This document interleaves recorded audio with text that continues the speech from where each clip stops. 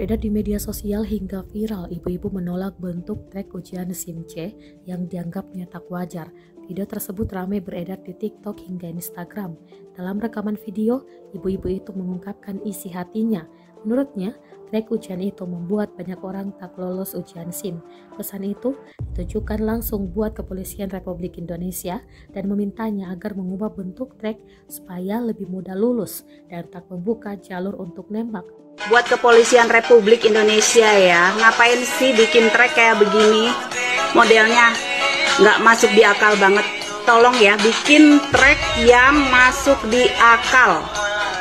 Apalagi buat emak-emak seperti kita-kita ini. Auto nggak bakalan lulus deh.